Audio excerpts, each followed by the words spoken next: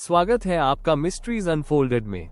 अगर आप रहस्य और डर की दुनिया में खो जाने के लिए तैयार हैं, तो इस कहानी को अंत तक सुनें। और हाँ, हमारे चैनल को सब्सक्राइब करें, वीडियो को लाइक और शेयर करना न भूलें। सन्नाटा और अंधेरा कमरे में छाया हुआ था। वही पुराना आईना मेरे सामने रखा था।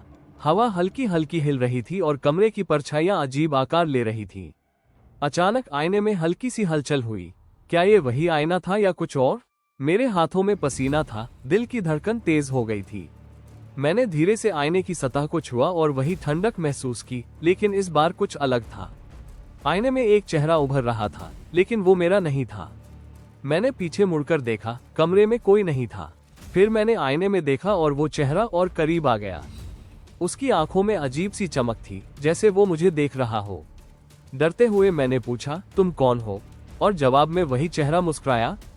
धीरे धीरे मुझे एहसास हुआ कि ये चेहरा किसी पुराने हादसे की परछाई है। कई साल पहले इस घर में एक लड़की रहती थी, नाम था मीरा। मीरा बहुत संवेदनशील और अकेली थी। उसके पिता गांव के बाहर रहते थे और माँ अक्सर बीमार रहती थी। मीरा ने अपने जीवन में बहुत दर्द देखा था। एक रात उसने अपने कमरे में आईने के सामने खड़े होकर किसी अज्ञात शक्ति से बात करने की कोशिश की थी, लेकिन उसकी बातों का जवाब नहीं मिला और उसी रात रहस्यमय ढंग से मीरा गायब हो गई।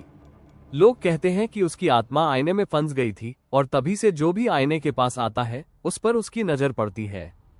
अचानक आईने में से एक हाथ बाहर निकला और मुझे खींचने लगा। मैं चीखा, लेकिन आवाज जैसे गले में ही रुक गई। कमरे की बत्तियां चली गईं, चारों ओर अंधेरा फैल गया। मैंने महसूस किया कि मैं अब आईने के सामने नहीं, बल्कि उसके अंदर था। रात और भी गहरी हो गई।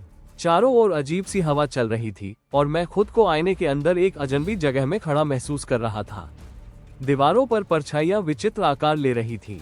हवा में अजीब सी गंध थी, जैसे कहीं से किसी का पस पस आता हुआ साया गुजर रहा हो।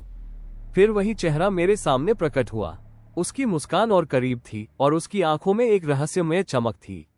मैंने धीरे धीरे पीछे हटने की कोशिश की, लेकिन कदम जैसे फंस गए हों। वो चेहरा धीरे धीरे मुझ तक पहुंच रहा था। हर बार जब वो हंसता, मेरे कानों में खुरदरी हंसी गूंजती और दिल की धड़कनें और तेज हो जाती। मैंने महसूस किया कि मीरा की आत्मा सिर्फ अकेलापन और दर्द के कारण इस आईने में फंसी थी। उसकी आंखों में उदासी और गुस्सा दोनों झलक रहे थे। उसने कहा, तुम भी मेरी तरह अकेला हो जाओगे अगर तुमने मुझे नहीं सुना। मैं कांप उठा और उस आवाज की गंभीरता ने मेरी रूह को हिला दिया। मैंने चिल्लाया, कृपया छोड़ दो। और तभी अचानक कमरे में एक तेज रोशनी फैल गई। मुझे लगा जैसे कोई शक्ति मुझे खींचकर बाहर निकाल रही हो। मैं अपने कमरे में वापस था। आईना अब शांत और स्थिर था, लेकिन मेरे मन में डर की नई परत बन गई थी और ये सोचकर कि मीरा का चेहरा अब भी कहीं मौजूद है, मैं कांप उठा। ये कहानी हमें ये सोचने पर मजबूर करती है कि कभी कभी जो दिखता है वो सच नहीं होता। आईना केवल शुरुआत था और मीरा की आत्मा का रहस्य अभी खत्म नहीं हुआ।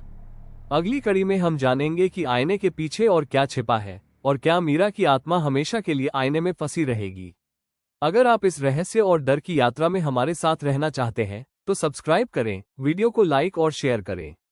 याद रखें, हर आईने में कुछ न कुछ छुपा होता है और हर परछाई अपना राज रखती है।